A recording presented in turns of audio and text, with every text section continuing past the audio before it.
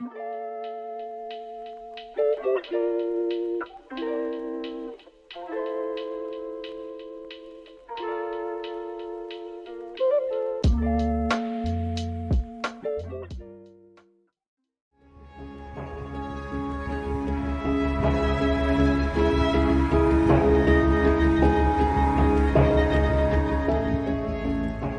Britain's union bosses interested in helping their members fight back? As the crisis deepens, the ruling class is looking far more determined than the unions, where lions continue to be led by loyal Labour donkeys. The decision of both the postal and rail workers to cancel planned strikes in defence of pay and conditions raises serious questions about the ability of the present union structures to fulfil their role of directing the struggle over the terms of exploitation for Britain's put-upon workers.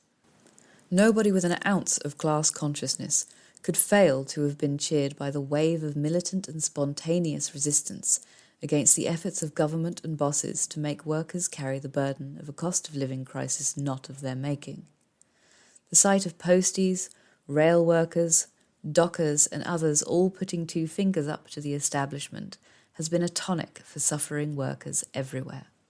And it may well be too soon to declare that the current wave of strike action is at an end. After all, even the ludicrous display of forelock tugging occasioned by the death of the Queen, quite needlessly disrupting the flow of the industrial action, registered only as a regrettable blip, so deep is the wellspring of workers' anger at their rapid descent into poverty. Members demand a fight, while leaders hoist a white flag. But the suspension of rail strikes in exchange merely for a dubious promise of unconditional talks, and even more the capitulation of the CWU at the first legal hurdle, cannot but reveal this fatal ideological weakness of a working-class movement that has for so long been starved of decent class-conscious leadership and has instead been force-fed an unleavened diet of class collaborationist Labour Party politics. When unionised Royal Mail workers voted by 98% in favour of strikes, they handed their leaders a bulletproof mandate for action. Yet at the first legal challenge, the CWU's officials ran for cover. The legal challenge was a blatantly provocative exercise in nitpicking, with Royal Mail raising phony objections about the information given to them by the union, concerning which members had been balloted in just 3 out of 1,500 workplaces. Shamefully, CWU General Secretary Dave Ward compounded the betrayal by playing devil's advocate, insulting members' intelligence by pretending that the abrupt retreat was in fact a clever tactical manoeuvre, even suggesting that the cancellation of strikes could be a good thing, as it allowed both sides to focus on negotiations. He further suggested, entirely spuriously, that attempting to negotiate when you're also striking can be difficult. Members' responses to this nonsense in an online meeting were excoriating.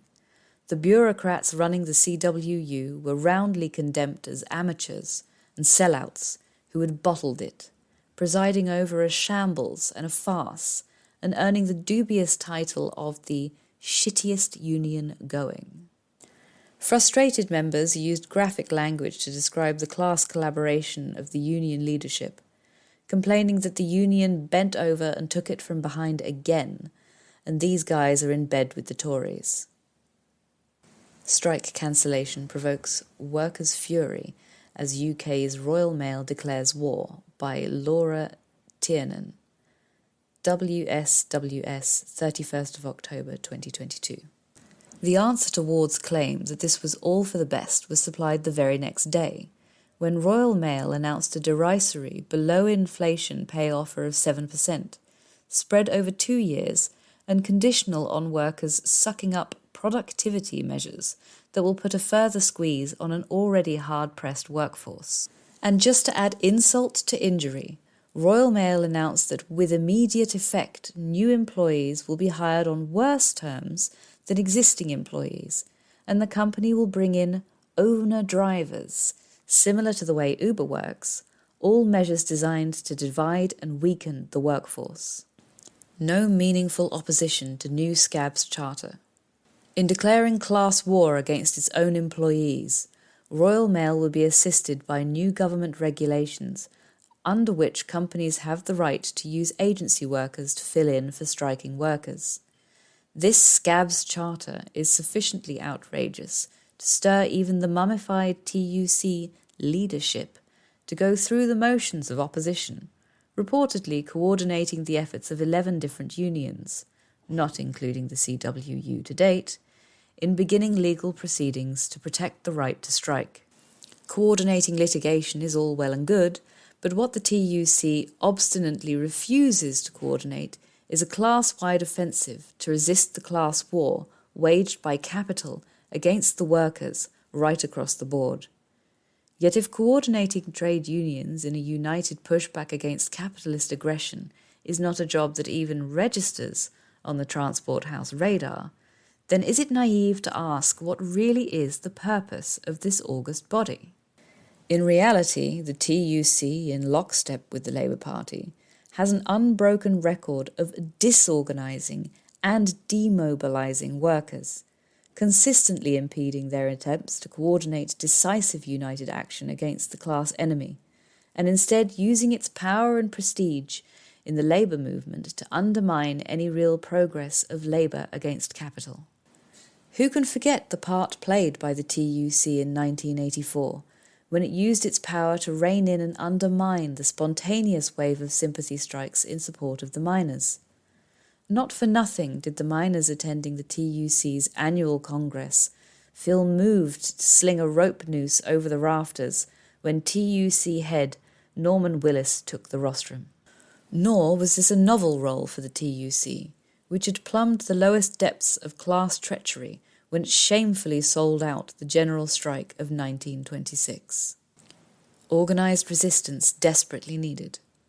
But the blatant attacks on the conditions of existence of ever wider circles of workers, including erstwhile privileged sections of the class, driven into the lower proletarian depths by the cost of living crisis, are threatening to stir up long-dormant class hatreds against the minority of exploiters in whose interests Britain is currently run. Already workers, despairing of any real leadership coming from the TUC, are instead turning towards social movements like Enough is Enough to do the job the TUC has so signally failed to perform. The class of exploiters, for its part, is well aware that it is playing with fire, and for that reason is hastening to make its own preparations to deal with the social revolt coming down the line. Capitalism is preparing, indeed it has already begun, a ruthless class war against workers. Workers need to reciprocate by organising the takeover of their existing union structures, or by building new ones that are both willing and able to wage the class struggle effectively in defence of pay and conditions, for as long as crisis-ridden capitalism continues to control our economic and political life.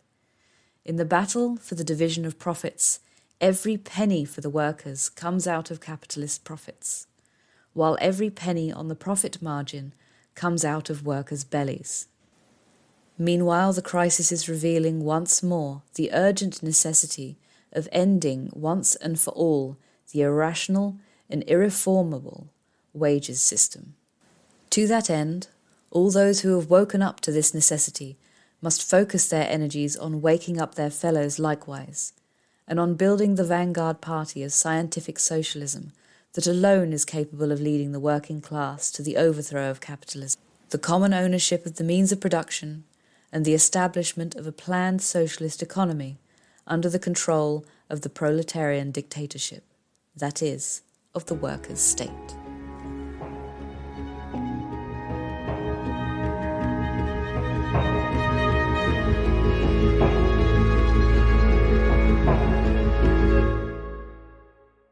Thanks for listening to Proletarian Radio. We aim to bring you the best Marxist analysis on current affairs, revolutionary history, and theory.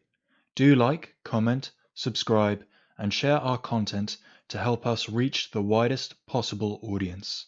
We are a small organization with limited resources, and we need workers' support if we are to grow and fulfill our mission. If you are able to make a one-off or regular donation, no matter how small, please visit our website at thecommunists.org and register as a supporter.